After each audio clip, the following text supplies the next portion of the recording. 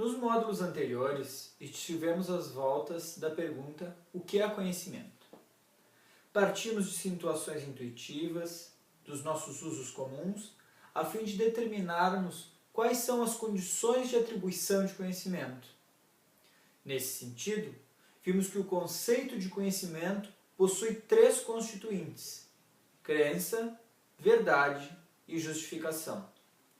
Desse modo, quando dizemos Leonardo sabe que hoje é quinta-feira, estamos, na verdade, a dizer que Leonardo crê que hoje é quinta-feira, que hoje é quinta-feira e que Leonardo possui razões que embasam a crença dele de que hoje é quinta-feira. Mas, efetivamente, nós realmente conhecemos aquilo que pensamos conhecer? Será que nossas atribuições de conhecimento ordinárias, que utilizamos para chegar à definição tradicional do conhecimento, são elas legítimas? Nesse módulo, iniciaremos a nos ocupar do ceticismo, mais especificadamente da pergunta: o que é o ceticismo? Isso porque, como iremos ver ao longo do curso, no cerne das questões epistemológicas estão no debate com a dúvida cética. No primeiro vídeo, iremos trabalhar com o texto algumas dúvidas sobre o conhecimento, a fim de esclarecer as motivações do ceticismo e sua importância para a epistemologia. O texto inicia colocando a questão acerca da extensão do nosso conhecimento, ou seja, quais são os limites do conhecimento humano? Duas posições extremas se apresentam. A primeira: os seres humanos podem conhecer, pelo menos em princípio, todas as verdades sobre a realidade. A segunda posição extrema a respeito dos limites do conhecimento humano diz: os seres humanos não podem conhecer nada, ou pelo menos não o conhecem na prática. De um lado, temos a tese de que nós podemos, potencialmente, conhecer todas as verdades. De outro lado, a tese de que nada podemos conhecer. Uma vez que essas teses são opostas, cabe investigar quais razões podem ser apresentadas na defesa de cada uma delas. Uma razão para rejeitar a tese de que somos, potencialmente, conhecedores de todas as verdades vem do fato de que somos seres finitos. Ainda que cada vez mais a tecnologia proporcione um aumento significativo dos nossos anos de vida e de muitas das nossas faculdades, ainda assim parece que a quantidade de informação verdadeira disponível não tem como ser acessada por um único ser humano ou até mesmo por um conjunto, um grupo de seres humanos. Em suma, nossas limitações cognitivas impõem um limite para o nosso conhecimento. Já a tese de que não possuímos conhecimento é altamente contraintuitiva. Há muitos casos que atribuímos conhecimento. Por exemplo, se questionado, eu diria que eu sei que hoje é quinta-feira, que eu sei que eu me chamo Leonardo, que eu sei que sou estudante de doutorado em filosofia, que eu sei que Porto Alegre fica no Rio Grande do Sul e por aí vai. Eu diria muitas outras verdades que imagino conhecer. Nesse sentido, a tese que duvida do nosso conhecimento comum é uma tese cética, porque ela tenta colocar sob júdice, colocar em questão as nossas alegações ordinárias de conhecimento. Mas há céticos mais radicais do que outros, como nós veremos mais adiante. Há aqueles que defendem que, ainda que nós possamos atribuir conhecimento, nós o podemos fazer legitimamente sobre uma quantidade restrita de coisas. Por outro lado, há céticos mais radicais, que defendem que nada conhecemos. E isso dada a insuficiência do nosso aparato cognitivo. Diferentemente daquela tese anterior que dizia que nosso aparato cognitivo era limitado, essa tese cética radical diz que nosso aparato cognitivo é falho. Mas por que alguém defenderia seja de modo radical, seja de modo mitigado, uma tese cética. Uma motivação vem do fato de que o exame filosófico parece impor condições de conhecimento muito rigorosas, a tal ponto que seria impossível para seres humanos satisfazê-las. Vamos ver como isso funciona. Já vimos que conhecimento e opinião são coisas diferentes. Ainda que eu tenha uma crença justificada de que amanhã eu irei acordar saudável e disposto, isso só se revelará um caso de conhecimento se efetivamente eu acordar amanhã saudável e disposto. Ou seja, isso só será um caso de conhecimento se as três condições, crença, verdade e justificação, forem satisfeitas. Ou seja, eu crer que amanhã eu irei acordar saudável e disposto, eu ter razões para eu crer que amanhã eu irei acordar saudável e disposto, e de fato, amanhã eu acordar saudável e disposto. Mas pode ser que hoje a temperatura mude bastante de hoje para amanhã e eu acabe pegando um resfriado. Ou pode ser que eu tenha uma doença que ainda não se manifestou e justamente na noite de hoje para amanhã ela se manifeste. Ou pode ser que eu tenha uma péssima noite de sono e amanhã acorde bastante indisposto. Ou pode ser mesmo que, na minha janta de hoje, eu coma algo que não me faça bem e amanhã não me acorde disposto. Ou seja, basta um breve exame de das razões que nós possuímos para aquilo que cremos, para vermos que nossas atribuições de conhecimento podem estar erradas. Agora, eu afirmo com toda segurança e certeza que eu sei que amanhã me acordarei saudável e disposto. Mas será mesmo que isso é um caso de conhecimento? Bastam essa segurança e certeza para que eu saiba que amanhã me acordarei saudável e disposto? Dadas todas aquelas possibilidades colocadas, não é difícil ver o espírito cético tomando conta. Afinal, parece que somente amanhã a afirmação Leonardo sabe que acordará saudável e disposto no dia 15 de maio de 2015 poderá ser legitimamente afirmada, e não agora como estou fazendo. Mas se é assim, parece que já estamos concedendo bastante ao ceticismo, porque, alguns minutos atrás, parecia tão certo e seguro que eu poderia legitimamente afirmar amanhã eu acordarei saudável e disposto.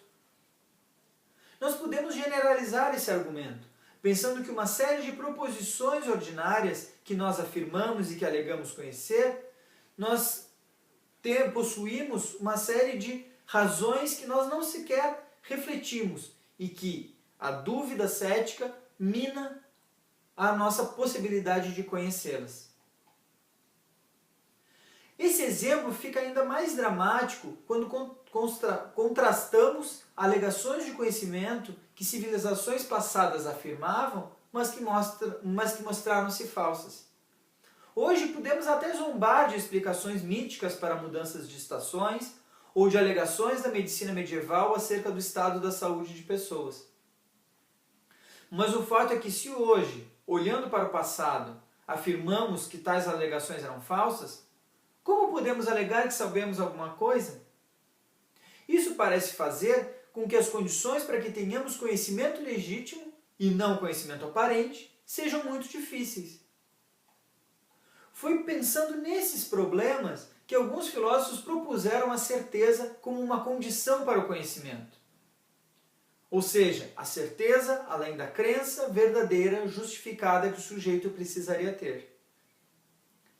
Mas certeza aqui não é a mera certeza subjetiva e uma mera segurança. Certeza aqui ela deve ser compreendida através de um duplo requisito. O primeiro, de indubitabilidade. Para que eu possa dizer que alguém sabe de algo, é necessário que não haja qualquer traço de dúvida possível acerca da veracidade do que se afirma. O segundo requisito que a certeza parece trazer consigo é o de infalibilidade. Ou seja, para que possamos dizer que alguém sabe algo, é necessário que não haja qualquer possibilidade de erro acerca da veracidade do que se afirma. Desse modo, para tomar o meu caso dramático de saber ou não saber se eu irei me acordar saudável e disposto amanhã, diríamos que eu não tenho como saber isso, já que a minha alegação é passiva de dúvida e é falível. Passiva de dúvida, como mostrei para vocês ao levantar todas aquelas hipóteses contrárias. E falível, porque mesmo que não houvesse dúvida, ainda assim seria possível que eu estivesse errado, já que somos seres falíveis por natureza. Talvez agora o ceticismo pareça muito mais plausível do que inicialmente. Ou seja, a tese de que conhecemos muito menos do que alegamos conhecer, agora talvez seja muito mais plausível do que alguns minutos atrás, quando eu apresentei ela no início desse vídeo. De todo modo, dado que somos seres, de fato, somos seres falíveis, e dado que parece virtualmente impossível eliminar toda a possibilidade de dúvida sobre nossas alegações cotidianas, os epistemólogos contemporâneos abandonaram a certeza como uma condição para o conhecimento. Ou seja, podemos dizer legitimamente que conhecemos, ainda que de modo dubitável e falível. Essa ideia trouxe várias dificuldades para a construção do conceito de conhecimento. Dificuldades, algumas, que iremos lidar ao longo do nosso curso.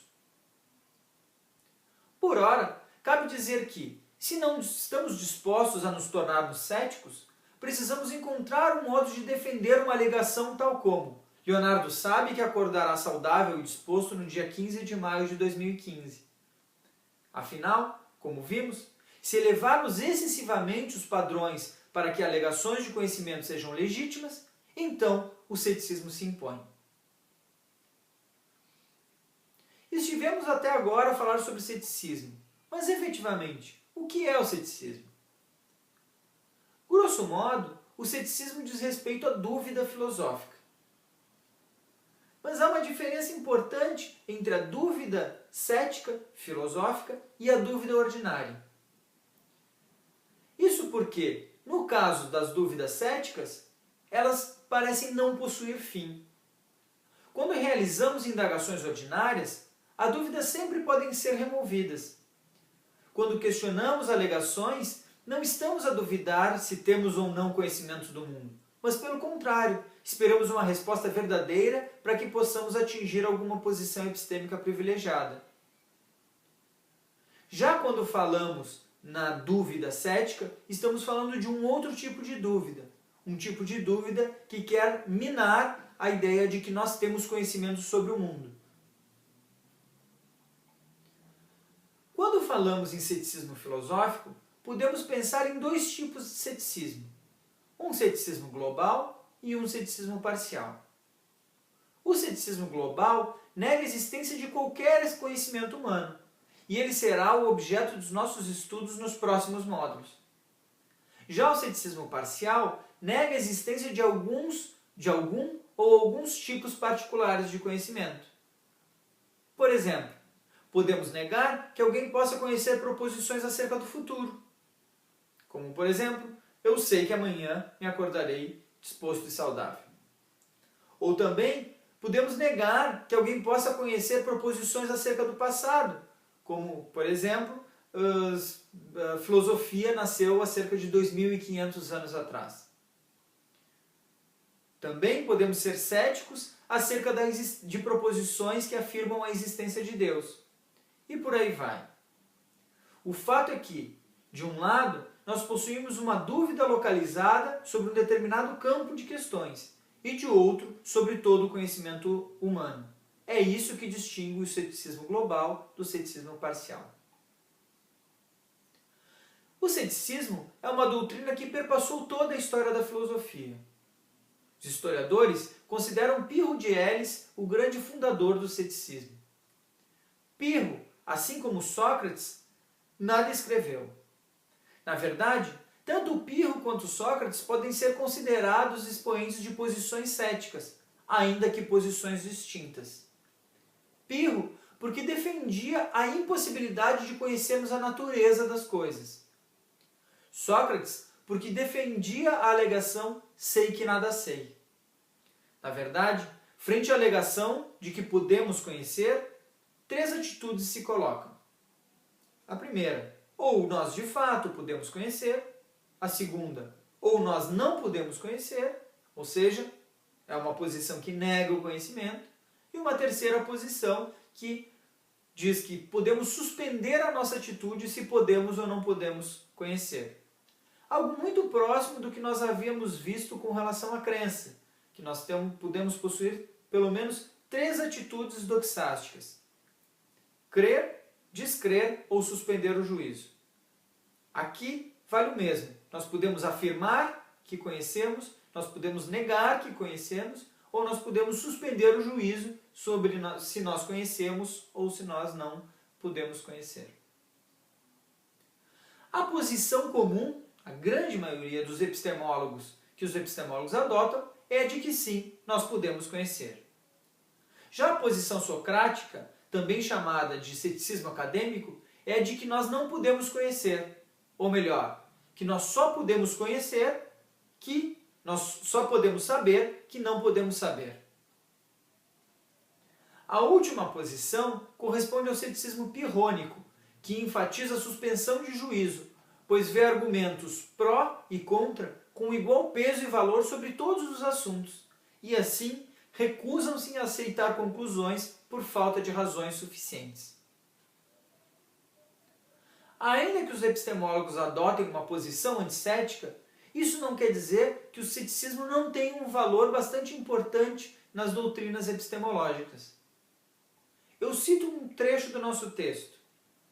Ele diz: os céticos nos motivam a esclarecer o que se espera de uma explicação mais sofisticada do conhecimento humano. Sem as objeções céticas, talvez nos confrontássemos com uma compreensão superficial do nosso papel de agentes da aquisição do conhecimento.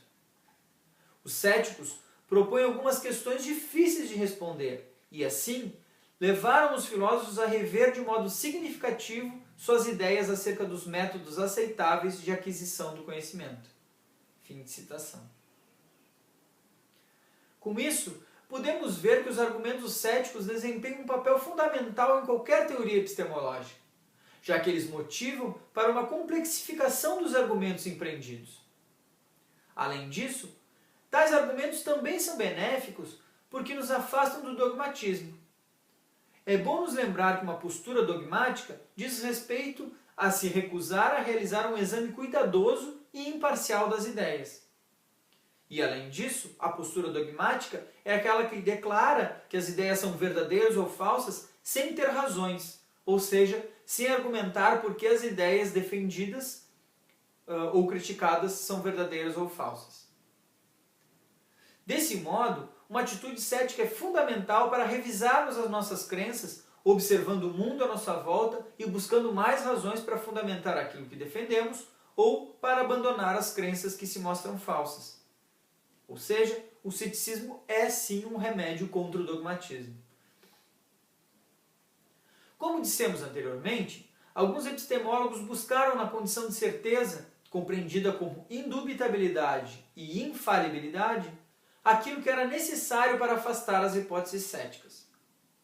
Essa busca foi a tentativa frustrada de encontrar uma conexão direta entre as crenças que possuímos subjetivamente e a verdade objetiva do mundo.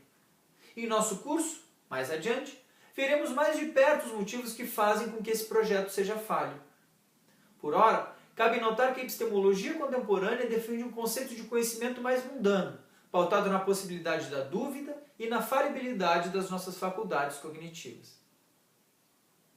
Ao longo desse vídeo, foram apresentadas as teses e motivações para o ceticismo. Vimos que a pergunta sobre a extensão do nosso conhecimento, do conhecimento humano, pode motivar dúvidas sobre as nossas alegações comuns de posse de conhecimento. Alguns filósofos buscaram eliminar tais dúvidas através de critérios de certeza, mas obtiveram como consequência bastante desagradável, um conceito de conhecimento muito difícil de ser alcançado. Ou seja, na tentativa de fugir do ceticismo, acabaram caindo numa armadilha, ou seja, diretamente na rota do ceticismo. No nosso próximo vídeo, olharemos com mais detalhe acerca da distinção entre ceticismo global e ceticismo local, assim como veremos com mais detalhe o escopo dos argumentos céticos.